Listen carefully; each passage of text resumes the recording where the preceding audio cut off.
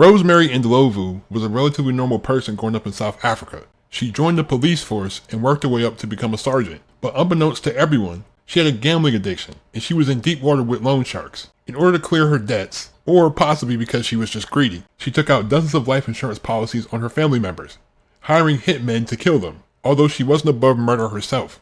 Even though she had earned over R1 million due to the deaths of 6 of her family members, her greed knew no bounds. She then plotted on her mother, her sister, and her 5 children. But when one of the potential victims included a 5-month-old baby, the hitman she hired was disgusted and informed the police, who set up a sting operation. While an undercover policeman posing as a hitman drove her to her destination, Rosemary, unaware she was being recorded, gave the undercovers a detailed plan of how to execute this murder. But she was immediately arrested, putting an end to one of the country's most sensational crime stories. Welcome to history's biggest villains.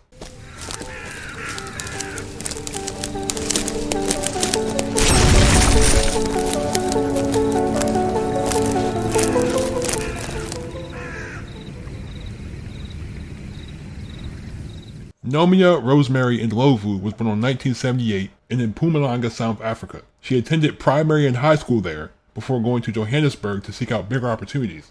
She then joined the South African police force, working her way up to the rank of a sergeant. Although she was a respected police officer, colleagues said she was a gambling addict, sometimes skipping work to avoid loan sharks. Rosemary devised a plan that included buying insurance policies on her family members, then hiring hitmen to kill them. Her first victim was her cousin, Madala Witness Homu, as he left for work and never returned, being found beaten to death in March 2012, suffering fatal injuries to his head. Rosemary collected 131,000 rand from the insurance payout. She then targeted her sister Audrey. After buying several policies in her name, Rosemary paid her sister a visit on June 25, 2013. She served her a cup of poisoned tea and left. A few hours later, she returned to see if Audrey was still alive. When she was, Rosemary strangled her to death, then left, as her sister's decomposing body was found days later. She collected over 700,000 rand by being the beneficiary of the policy. Only a few days later, her niece, Zanelli Martha, was found dying on the road from a brutal assault just days after she left Rosemary's house. She had already been stealing from her niece's policy for over 5 months, and upon her death, Rosemary collected 119,000 rand. She laid low for 2 years before resurfacing in 2015. Her next target was Maurice Mabasa, her boyfriend and the father of her child. On October 14, 2015, Maurice's body was found dumped on the side of the road, with visible head injuries and over 80 stab wounds. Rosemary collected 131,000 rand from insurance. In April 2017, her nephew Mayeni Mashaba met up with her, and she gave him a ride to a parking garage. The next day, he was shot and killed.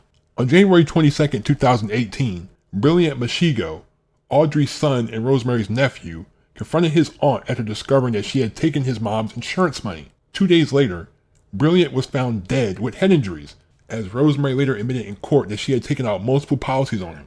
Even after orchestrating the deaths of 6 of her family members and gaining over 1 million rand in insurance payouts, Rosemary's greed was insatiable. She paid Lakiwe Makize 2,600 rand to kill her mother, but he grew cold feet and left. She then plotted the death of her sister Namasanto and her 5 children, hiring Vincent Konene to do the job. She didn't want to use guns, so she planned to give the family sleeping pills, letting Vincent's men break in and stuff socks in their mouths before setting them on fire. Once Vincent learned that one of the victims would be a 5-month-old baby, he informed the police and they set up a sting operation. An undercover policeman picked Rosemary up and drove towards her sisters. Unaware that she was being recorded, she had a bag of sleeping pills in her hand and was discussing the plan that involved Vincent burning her sister and her kids alive. The two then stopped at a gas station, buying 2 liters of petrol. As they approached the house, she talked about how a fire would be hard to investigate as it could have multiple causes. The undercover asked her if she had policies on the children. As Rosemary said, the policy won't pay out for the children, only for her, but they can't be left behind since they'll be there too. Sparing them would mean leaving behind witnesses. So when the house burns down, everyone burns with it. Jesus Christ. Before they could get to the house, Rosemary was finally arrested. Even from a prison cell, she tried to have the police station commander and the officers investigating her case killed, but she was moved to another facility. In total, Rosemary had caused the deaths of 6 family members, making almost 1.5 million rand or 86,000 US dollars. She pleaded not guilty to 6 counts of murder, as her behavior in the court was off-putting, with her placing her hands on her hips, throwing peace signs, fanning herself, and even bragging about wearing makeup for the cameras. Over the course of the 3-month trial, the prosecution revealed that she had systematically arranged life and funeral insurance for her relatives and then had them killed. In 2021, Rosemary was sentenced to 6 concurrent life terms for the murders, plus 30 years, 10 for the 4 fraud counts, 10 for each of the 7 incitement to commit murder charges, and 10 for the attempted murder of her mother. Man, this woman is sick. I saw this story and it kind of shocked me, like, this is a former policeman? Are you that hungry for money that you kill your cousin, you kill your sister, you kill her son, you kill your baby's father, you kill your niece, you're plotting on your mom, and then you're like, well, you know, my sister got 5 kids, and even though the insurance policy won't even give me any money for the kids, I'm just gonna kill the kids as collateral. Like, what? And then you go in the courtroom, like I saw the pictures, like she's just all nonchalant. She's threatening people in the courtroom. She's walking around like nothing's going on. The narcissism and just the audacity is just unbelievable. Like, this is supposed to be a police officer, someone who's supposed to protect the community, and you're out here killing your family members for financial gain. I don't even understand it. Like, burning children, including your 5-month-old niece, nephew, whatever. I still find it funny how the hitman had a change of heart. Like, even though I kill people for a living, like, this shit is too much. Like, what? You want me to kill a baby? You want me to burn a baby alive? You're crazy.